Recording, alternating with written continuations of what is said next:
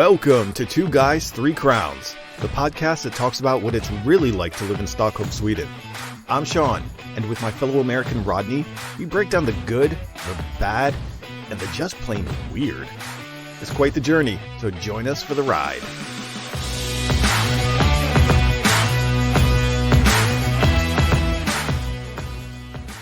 Well, the weather outside is frightful.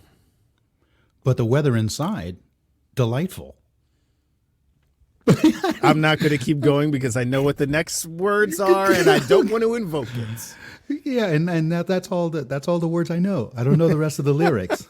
I don't even know if that was right. Wait, the weather outside. Don't Nope, bring it too close. Don't bring it too close. You'll say that magic four-letter word by accident. Uh-oh. And we don't need that. But I did see it's going to be a roasty 20 degrees as the high in my neck of the woods on 2 days this week. I think Tuesday, Wednesday, something like that. It's supposed to be 20. That's like a heat wave for us right now, man. Come on, we got to celebrate it. That's like a go to the beach. 20, oh my goodness. Hey, it is like bah humbug weather outside down here. I went grocery shopping, and yeah, I mean, just things like the short walk to the car when the weather starts getting cold. It's just kind of like, oh. You're telling me I got to take Dylan to the playground like at least twice a day.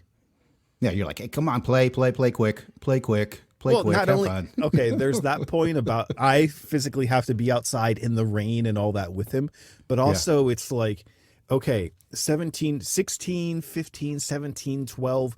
What the hell does that mean, first of all? That's like such a, like, 20 I get, 30 I get, 10 I get. Like, but in between that 10 and 20 section, it's like anything goes. It's like no man's land out there for clothes. Yeah. Like, what am I going to put on this boy? He's either going to be hot or cold. There's no winning. So it's like, whatever. If it's waterproof, throw it on him because he's going for every dirty puddle that there is right now. I think about like my neighbors that have animals, my neighbors that have dogs that have to go out and be walked. Oh, yeah. And then you have the neighbors that are really good, you know, and they walk their dog several times a day. Yeah. But you know, it's all good when the weather is nice, but you know, you see them out there. Yeah, and in Sweden, you have to go walking your dog. If in the downpour, required by law. Yeah, 6 a.m. I'm on my way to the train. I see this guy just like standing with his dog. Yeah, and it's getting the kind of year like before they were like walking with the dog. They're like getting their steps in, and this time of year, the head's starting to like hang down low a little bit. And, yeah. Come on, just do what you got to do. Let's get out. Exactly. Come on. And you know, it's like he's probably a cat person too. or he is quickly becoming a cat person once the weather, once the weather starts going in. It's like it's some of those little, like the little Chihuahua dogs or the little poodle dogs. I'm just waiting for somebody to like give him an extra squeeze. It's kind of like, come on, hurry up, do what you got to do. Well, those aren't real dogs, man. Those are like cats. They're dogettes. Yeah, dogettes. So, man, I have to tell you a little story about one of the weirdest things that's ever happened to me since moving to Sweden. I must be on a roll. I must have some kind of crazy mojo voodoo thing going on right now because we had Lady in Red. Oh, yeah. Which we'll come back to in a little bit. But so truth be told, I don't check the mail every day. Call me a millennial, whatever. I check it, every couple days. Around the end of the month and the beginning of the month, I tend to check it like every other day. Like snail mail or like email? Yeah. Mail. Mail. Like physical mail, snail mail. Okay. Because that's when like all the bills arrive and you just want to make sure you have everything and all that. But otherwise, no one's sending me anything other than the free newspapers. Like, here, throw this away for me. Like every other day. So every few days you have to go in and clean them out of the newspaper, out of the mailbox so they can fit more of them in there. Yeah. So I go and check the mail the other day, and there's, the usual set of bills, and there's the usual set of newspapers. And then there's this envelope that's hand addressed to me by name with my address and all that. And then the return address is from someone in Sundbyberg. Didn't have a name. It just had the address to put the return address. Okay. And I'm like, Sundbyberg, none of our guests that we've spoken to recently live in Sundbyberg. Would be sending you anything from Sundbyberg? I know, because, sometimes like the Florence sent us amazing copies of her books. Patrick Risotto sent us a copy of his cookbook, which is amazing. I use it all the time. But Sundiberry, come on. They're like, I don't know anyone in Sundiberry. What is this? And then I open it up, and it's this lined piece of paper, like not even like a college rule notebook piece of paper, but like smaller, like stationery almost, but with lines on it. Yeah. And it's a handwritten note in English. And it's obviously I can tell it's like a woman's handwriting, right? It's a little bit more bubbly, a little bit more cursive, a little bit, you know, bit more guys legible. Are just going to scratch something on a piece of paper and be like, there you go. A little bit more legible. So I'm like, okay, someone from Sundiberry, obviously a woman's handwriting. I'm like, what happened last weekend? I don't like the looks of this at all. Right. Yeah. And I get like 2 sentences in, and it's talking about me finding everlasting salvation with the Bible. Oh, so there's a prison. More, visit jw.com. I'm like, the Jehovah's Witnesses have found me. Oh my God. I thought it might have been like a prison letter. Maybe they got a prison like in Cindy. Hey, everything was on the table. Let me tell you. And then I get to like find the Bible. Oh my God, people, what is this? Like if there was one person you don't need to be sending this to, it's me. And then I'm like, okay, first of all, your targeting is awful. But then I'm like, wait a minute, it is targeted because they sent it to me with my name. Right. Handwritten, not computer typed, because then it would have just gone in the trash. Yeah. It was like computer typed. And then, like, I just blew my mind, though. Like, it was so weird. I'm like, aren't we in Sweden? Aren't we don't we just have churches just to look at them? We don't actually use them here for anything. But how did you end up on that specialized list? The only thing I could figure out is because I have a sole proprietorship here in Enkla Firma. Okay. So that's how, dude, I get calls at least once a week of every cell phone company.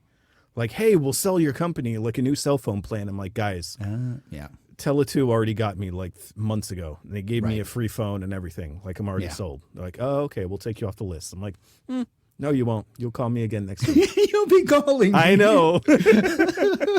You're like, don't give me that. Sell that someplace else. So that I'm used to. I get that all the time. Like, it's not even, I don't even get stressed, you know? Right. I'm just like, say your little speech. I'm like, guys, you can take me off the list. I just changed. Yeah. So, but then this other one, I'm like, there's only one way aside from, because they can't be just going down the Skatteverket list of every citizen in Sweden and writing them a hand letter about become a Jehovah's Witness. And instead of going around in your suit and tie and knocking on doors, you're going to be writing everyone in Sweden a letter. I don't know. Corona does strange things to people, man. Let me tell you. I still think it would have been cool if it was a prison letter. They would have had like some female penitentiary over there in Sundbyberg. But it was crazy of all the countries to have Jehovah's Witnesses in Sweden. Come on. Yeah. What are there, like 3 of you? Yeah. No, we got like a mini headquarters thing down here.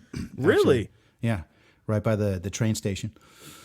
But and I haven't run into them very often down here, but I know that Älvsjö, whenever I've gone, and I think I mentioned it in the past, I actually like I'm really like howdy doody in the morning when I see them, because they're typically like 2 of them and they talk to each other.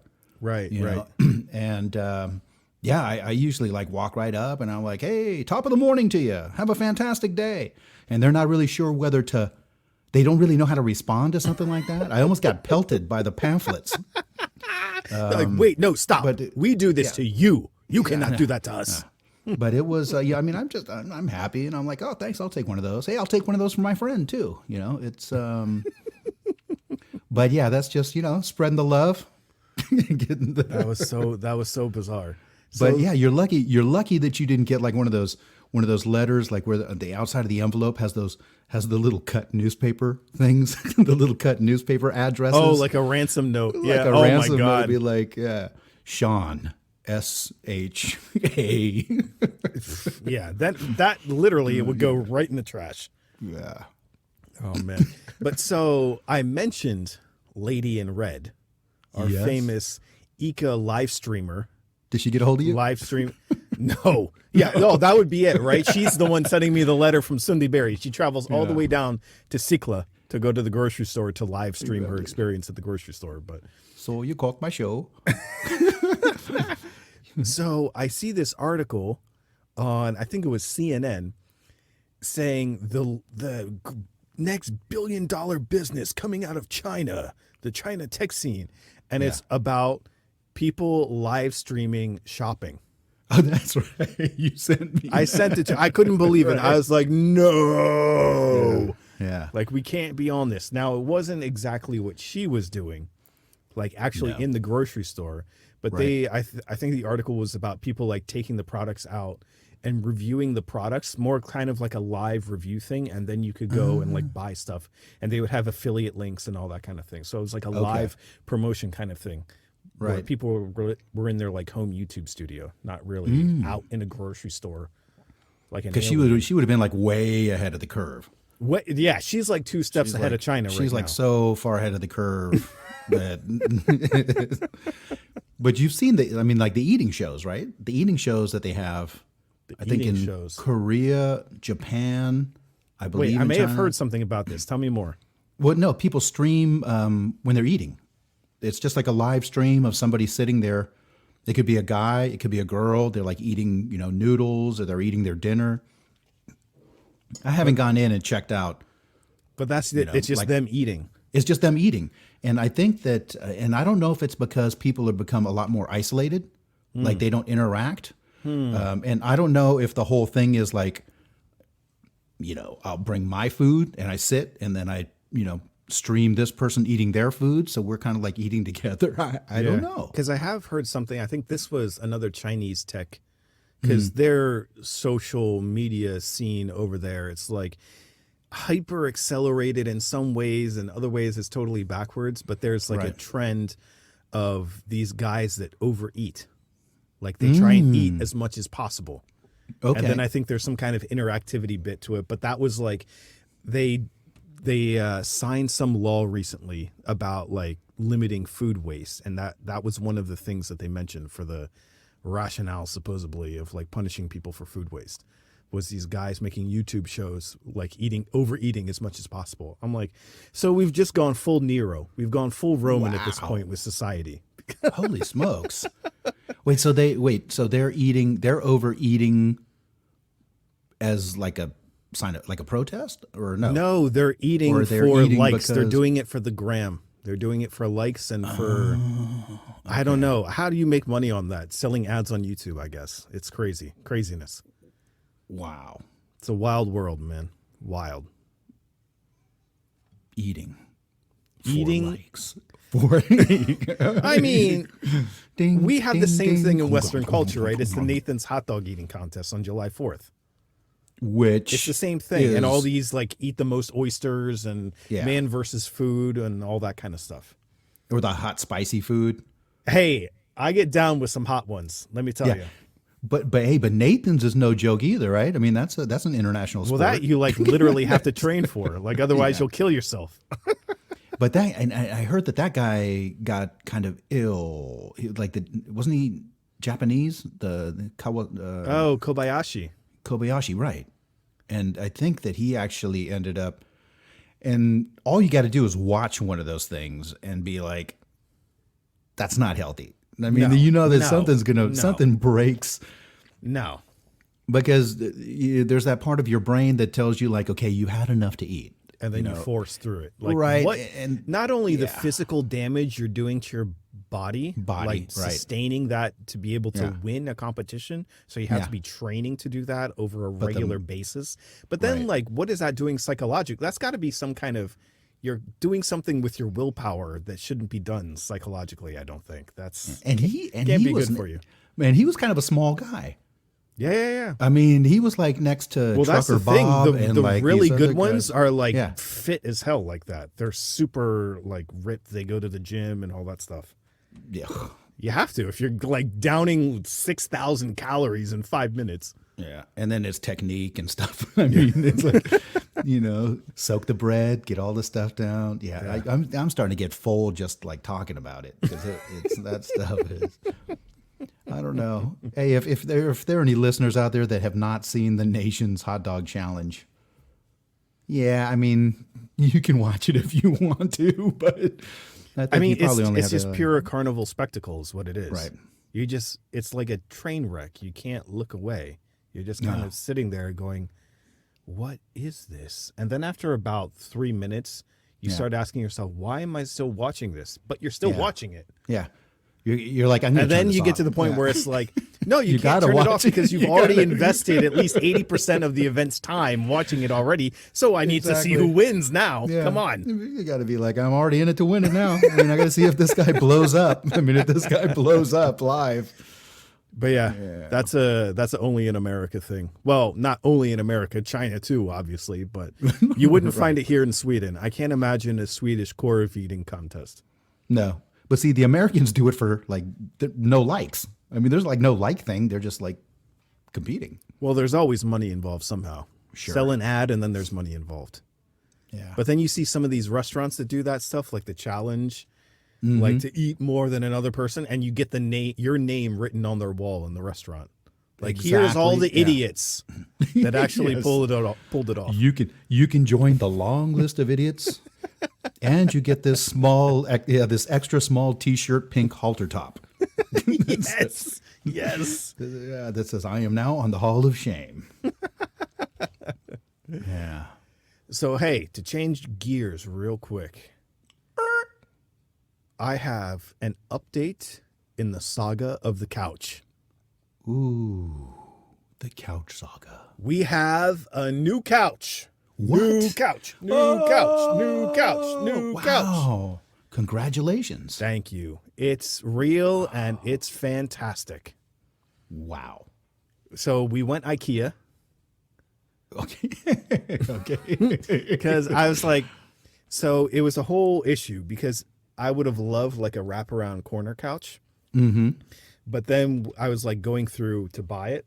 Mm-hmm. And then I was double checking all the dimensions and stuff like that. I'm like, somehow I don't think it's going to fit in our living room.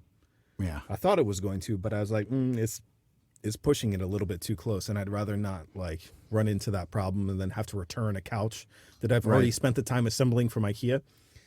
So I was like, okay, so we got a smaller version. It's the 2-seat sofa with a chaise. Chaise lounge. Yep. Connected to it, right? So it's kind of 3 seats across.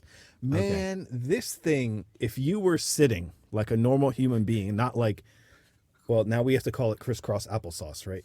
Right. So not with your legs folded, but like sitting with your, just like the skinniest you can sit kind of way, like a normal sitting. Right. You could easily fit 6 adults on that thing. Easily. What? It's massive. It's huge. Huge. Wait. I'm like, IKEA? no wonder the There's wraparound IKEA? wouldn't fit in our apartment. This thing right now, they call it 3 seats. It's massive. They probably would have wrapped around, but like the outside of your apartment. Yeah, exactly. Like So then I got to get home delivery, right? Because what am I going to do? Rent a U-Haul truck, a company that doesn't exist here, and then go pick it up, or go down to that bus depot thing again. And then the haul propane it back place. myself. Yeah. So get the home delivery, right? But I'm like, oh, come on, it's IKEA. It's not going to be that bad. I'm going to assemble it myself. Yeah. Well, it arrives on a Wednesday afternoon, and that's her one day in the office that week because they do like this rotation thing to reduce people in the office for COVID and all that kind of stuff. So I'm there by myself with Mr. Dillon. And of course they arrive after he's done with his nap and he's already awake. And I've got like the boxes are coming in to the house and he's starting to wake up in his crib and he's like, like it sounds like I have a caged animal in this extra bedroom. So I'm like trying to shove all the boxes into the living room to assemble it. Yeah. And then, but I have to let him out, right? There's no way I can just leave him in there. He'll like become the Tasmanian devil and like spin his way out. So I managed to get the first, like the main 2-seater sofa piece out. And then I used the box for his cage. Okay. So then a kid in a box, like a pig and you know what. It was perfect for about the next 30 minutes until he found a way to break one of the corners. And then he could start escaping if he really wanted to. So it already can get a little stressful when you're building IKEA furniture sometimes. Right. when you Hey, but was have it- big, heavy IKEA furniture and it's upside down and there's a kid on the loose, and it gets exponentially more stressful. Hey, but that would be kind of a cool thing is if they had that on the instructions. Like if you have a kid, take the first box, flip it upside down, stick them in it, and let them play And then while tape you it onto assemble. the floor so they can't move it around anymore. So you can assemble the rest of the couch. Exactly. Oh man, I threw all his toys in there. I'm like, here, have juice, have water, have toys, have everything. I'm like, here, put on cartoons. Daddy needs 2 hours to scream at a wall. Yeah. How did it go? How was the whole? It was pretty easy. It was pretty assembly? easy. Okay. There were like a couple things when I had to attach the chase. Yeah. It wasn't like I had skipped a step, and then I Okay. was like a little confused. But yeah, I figured it out. Well, it wasn't that bad. In the grand scheme of things, I've done like some of their closet systems or wardrobe systems sometimes can be a bit tricky. But the sofa was pretty put together already. Yeah, easy to Veronica, figure my out. mom bought Veronica one of those pull-out beds, like a day bed. Yeah. You know, there's a couch and day bed thing. Hey, I swear to goodness, that thing took me like 5.5 hours.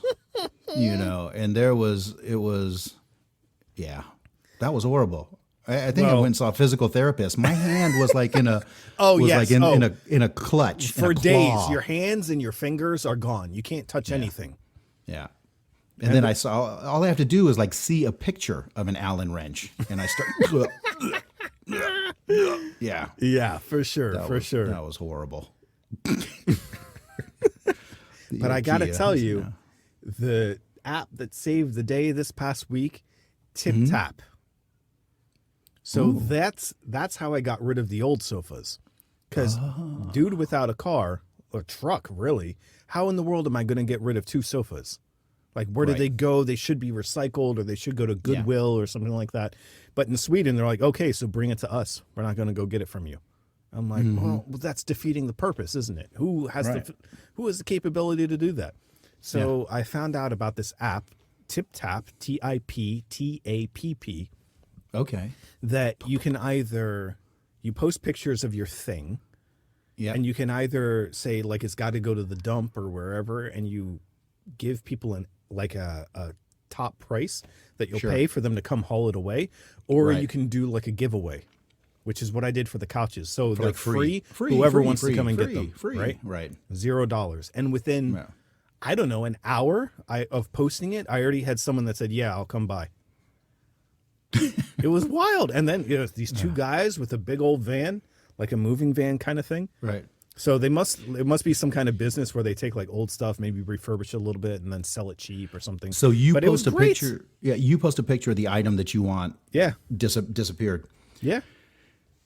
It was I'm amazing. having one of those ideas again, one of those little scary kind of ideas. Does it involve $5 margarita pitchers? No. But I'm thinking mannequin wrapped in black garbage bags. Take a picture, post it, and see how much it would cost to have that removed from your apartment. But you have to have like a foot sticking out of it. You gotta have like a crime scene tape or like some kind of thing. And be like as soon as possible.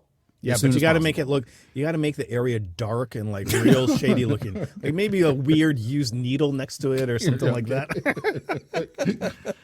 That would definitely get you some coverage. Tip tap. PP. Tip tap, hot tip, tip tap. Cool. So now you got the couch. Cannot wait. Football season started Friday. Who knows how long it's going to go on? But yeah. And I think that I watched a little bit of the game on Friday, and it sounded like a regular football game. I mean, it sounded like a regular American football game, but they only had 16,000 only. But it's like 16,000 people. Yeah, and I'm yeah, like, yeah. whoa, how do you socially distance 16,000 people? Well, I saw some clips. They're spaced pretty far apart because Arrowhead because is huge. Because I don't know what percentage of the stadium. It was like 15 or 20% of the stadium. Yeah, but they're not all in one spot. No, but dispersed that's a everywhere. lot. 16,000 people, because times what? Times 5, that fills the stadium then, I guess. Mm-hmm. That is a heck of a lot of people. Well, you figure Penn State is over 100,000 people that it can fit in there. Yes. What is it? Beaver Valley. 120, something like that. I thought it was 110, but they add seats somehow every year. I'm like, I don't know how they do that. but Where do they? them, Michigan, and the Horseshoe at Ohio Yeah. State. They're the 3 biggest, I think. It's wild, yeah. Yeah, I don't think those are going to be. I don't think we're going to be seeing many of those games this season. No, I don't think so. I don't think so. No. Hey, before we go, I have a question for you. Part of our ongoing segment called Say What? Say What? What? So there's this phenomenon that happens to me Phenomenal. where Swedes, I'll be walking down the street and Swedes say something to me and it's in Swedish, but it catches my attention somehow so that they can then ask me a question. Like they say, how do I, and then they say in Swedish, like, oh, how do I get to the train from here? Or how do I get to Bauhaus? Or how do I, where is the, or do you know where this is? Right. And I've never been able to figure out what the word is, but it must be said in the same way that it's said in English because I instinctively turn and go, yeah. So it's like the intonation or it's got to be like the rhythm or like the, because I don't see them most of the time. So it's not a body language thing. Right. It's like an audio like trigger, like a something thing. Like a, so I'm like, what can that be? Like what is like, excuse me, it must be, right? That's what I'm thinking. I'm thinking that it's probably ursäkta mig or ursäkta. Ursäkta. Ursäkta. Ursäkta. Ursäkta. Vet du? Ursäkta. Ursäkta. Very good. You should test that. Tomorrow when you're out and about, just turn to somebody and hit them with the ursäkta.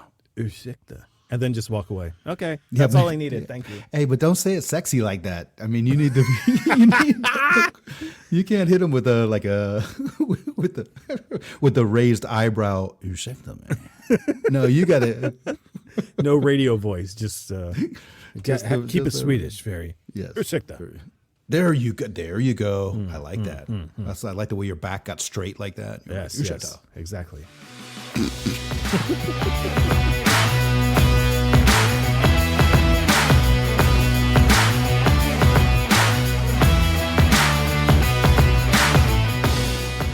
All right, everyone, that'll do it for this week's episode. Thanks, as always, for tuning in. Don't forget, hit us up on all of our social media accounts, Instagram, Rodney and his Twitter account, Facebook, all the good stuff. Get into your apps, your websites, wherever you listen to this podcast, and give us some likes, give us 5 stars, give us an amazing rating, review. We really, really appreciate it. And then catch us back here next time for more 2 Guys, 3 Crowns.